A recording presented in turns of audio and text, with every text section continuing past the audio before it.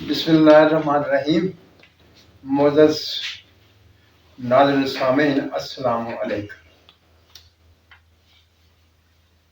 एक साहब भाई सैयद ज़हीर साहब हैं, जिन्होंने एक नुस्खा मुझे बार बार लिखा, कमेंट्स में बयान करते रहे और उस पर राय मांगते रहे। मैंने सरसरी तौर पर उसको देखा और नज़रअंदाज कर दिया, लेकिन जब उन्होंने बार बार ये नुस्खा मुझे लिखा और उस पर राय मांगी तो मैंने सोचा सैयद साहब हैं, हमारे सिर का ताज हैं, मैं इसके बारे में आप सबको भी बता देता हूँ। ये नुस्खा अच्छा है, कमाल का है, हर शख्स के फ़ायदेमंद है।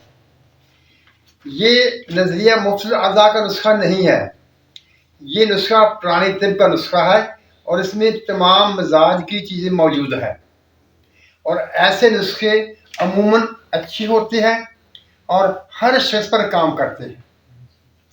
अब मैं पहले इस नुस्खे के अज्जा आपके सामने रखता हूँ और इसके बाद इसका तरीका भी आपको बताऊंगा कि आपने इसको किस तरह से बनाना है। चीजें सुन लीजिए।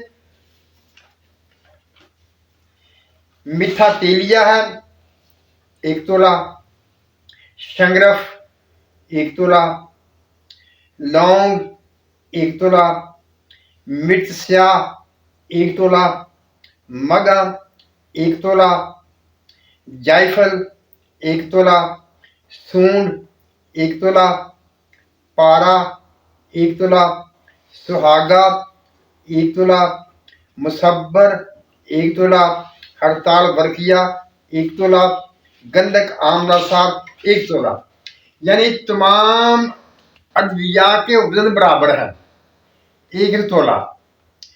अच्छा, अब इसकी तरकीब ये है कि जो मीठा तेलिया है वो आपने मुदब्बर करना है। अब मुदब्बर कैसा करेंगे? जैसे आम लोग कहते हैं दूध में उबाले, ऐसा करें वैसा करें, किसी चीज़ की जरूरत कोई नहीं है।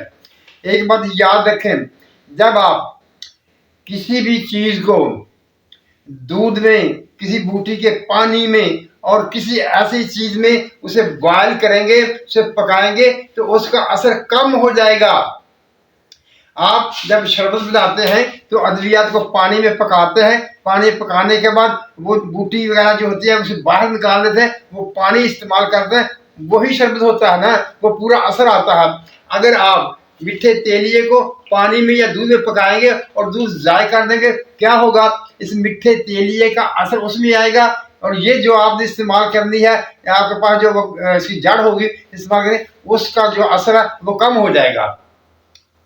हमने असर कम नहीं करना, हमने उससे पूरा पूरा काम लेना है, उसका असर जो है वो भी बहाल रखना है। तो आप इसके लिए ये करेंगे कि आप इसको आग के पत्तों में मुदब्बर करेंगे, यानी किसी बर्तन में आप पहले नीचे पत्तों की तह लगाएंगे, उसके ऊपर जितने भी आपके पास मीठे तेले की जड़ें होंगी आप उनको रख देंगे, साथ साथ करीब रखेंगे और ऊपर फिर पत्ते रख देंगे।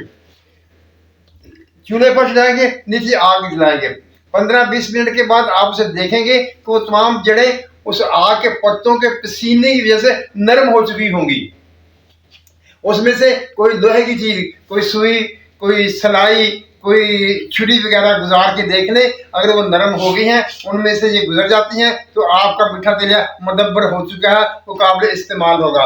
आपने इसको गीले गीले को कूट लेना है, कूट के बाद में खुश्क करेंगे। अगर आपने पहले खुश्क कर लिया तो फिर कूटना मुश्किल हो जाएगा। ये आपका मीठा तेलिया मुदब्बर हो गया। वो इतना जी चाहे आप बना लें, एक दफ़ा बनाना है 50 ग्राम बना लें, 100 ग्राम बना लें, उसको महफूज रखें, वहाँ पे हमेशा काम आता रहेगा। लेकिन जब वो खुश्क हो जाएगा तो उसमें से 10 ग्राम 1 तोला आपने अलग से तोड़ लेना है, वो आपका काबिल इस्तेमाल है, उसे आप नुस्खे में इस्तेमाल कर सकते हैं। और दूसरी चीज जो है इस नुस्खे की वो ये है कि इसमें पारा भी 1 तोला है और गंधक आमला सर भी 1 तोला है। आपने पहले गंधक आमला सर और पारे की कजली तैयार कर लेनी है और कजली मेहनत से तैयार करेंगे। अब जब कजली तैयार हो गई तो आपकी तमाम चीजें, यानी आपका मीठा तेलिया भी काबिल इस्तेमाल हो गया और पारा और गंधक वो भी काबिल इस्तेमाल हो गए।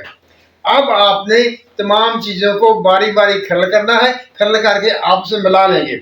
मिलाने के बाद आपने इसकी गोलियां बनानी है। जिस कदर आप कुटाई अच्छी तरीके से कर लेंगे उसी कदर ये नुस्खा ज़्यादा मौसर होगा। और ये बात जहन में रखें कि ये पुरानी तिब का नुस्खा है और एक बेहतरीन नुस्खा है, बहुत अच्छे तरीके से काम करता है। क्योंकि जो पुराने नुस्खे इस तरह के बने होते हैं, इसमें इसाबी मिजाज की दवा भी मौजूद है, इसमें उजलाती मिजाज की दवा भी मौजूद है और इसमें गुदी मिजाज की दवा भी मौजूद है। यानी तीनों मिजाज इसमें मौजूद हैं। जब तीनों अज्जा इसमें मौजूद हैं तो तीनों मिजाज पाए जाते हैं, उन्हीं पर ये काम करेगी। और इंशाअल्लाह ताला मेरे ख्याल में जो मैंने इस नुस्खे को देखकर इसे समझा है, मैं समझता हूँ कि ये एक अच्छा नुस्खा है और काम करने वाला नुस्खा है और आप इसे बना सकते हैं। अब रहा ये बात कि आपने इसकी गोली कैसे बनानी है। उसके लिए अगर आपको शहद मिल जाए तो आप शहद के साथ इसकी गोली बना सकते हैं। अगर शहद नहीं मिलता तो आप गोंद कीकर इस्तेमाल कर सकते हैं, गोंद कीकर के साथ इसकी गोलियां बना सकते हैं। और अगर सबसे सस्ता तो गोंद कीकर ही पड़ता है। अगर आप चाहें तो इसमें आप सौगी या मुनक्का डालकर भी इसको कूटे और इसकी गोलियां बना सकते हैं, गोलियां जैसे आपका जी चाहे। अब रही ये बात कि गोली का वजन कितना होगा, तो गोली का वजन आपने काली मिर्च और चने के साइज के दरमियान रखना है। यानी कोई गोली काली मिर्च के बराबर बना लेंगे, कोई गोली आप चने के बराबर बना लेंगे। और आप देखेंगे अगर एक मरीज हट्टा कट्टा है, मोटा ज़्यादा है तो उसको बड़ी गोली दे देंगे, और अगर मरीज कमज़ोर है तो उसको छोटी गोली दे देंगे। दूध साथ में इस्तेमाल कराएंगे। आप ये भी मसला होता है कि आजकल दूध मिलता नहीं, अगर मिलता है तो वो खारिज नहीं होता। इसीलिए गोली का वजन ज़रा कम रखना है, क्योंकि हमेशा नुकसान जो होता है वो मिकदार खुराक के ज़्यादा होने की वजह से होता है। अगर मिकदार खुराक जो है वो ठीक हो, मरीज के मुताबिक रखी गई हो, तो फिर कोई नुकसान नहीं होता। मुअज़्ज़ज़ नाज़रीन सामीन, ये नुस्खा मैंने इस शक्ल में जो आपके सामने बयान किया है, इस शक्ल में तो मैंने ये नहीं बनाया, लेकिन अक्सर नुस्खों में इसकी जो है कोई अज़ाज है वो इस्तेमाल होते रहते हैं, वो काम करते हैं। मैं बार बार ये कह रहा हूँ, ये नुस्खा पुरानी तिब का है और ये भाई सैयद ज़हीर साहब का नुस्खा है। उनके वालिद साहब बनाया करते थे, जैसा कि उन्होंने मुझे बताया कि ये नुस्खा उनके वालिद साहब बनाया करते थे और उन्हें इसकी समझ नहीं आ रही थी। और इसमें कुछ चीज़ों के नाम भी गलत थे, वो नाम मैंने सही कर दिए हैं। अब जिस नुस्खे के जो अज्जा है वो भी सही है, वजन भी सबका बराबर है, और जो इसमें तरकीब थी वो भी मैंने आपके सामने रख दी। उम्मीद है मिस्टर ज़हीर साहब मुझे दुआ में याद रखेंगे, और आप लोग जब ये बनाएंगे तो मैं ये आपसे ये गुजारिश करता हूँ कि और नुस्खे छोड़े, इस नुस्खे को बना लिया करें। ये हर मरीज पर काम करने वाला नुस्खा है और बहुत अच्छे रिजल्ट जो है आपको देगा। मुअज़्ज़ज़ नाज़रीन सामीन, अल्लाह ताला हम सब पर रहमतों की बारिश करे, हमें सच बोलने, सच सुनने और सच पर कायम रहने की तौफीक अता फरमाए। आमीन। अल्लाह हाफिज़।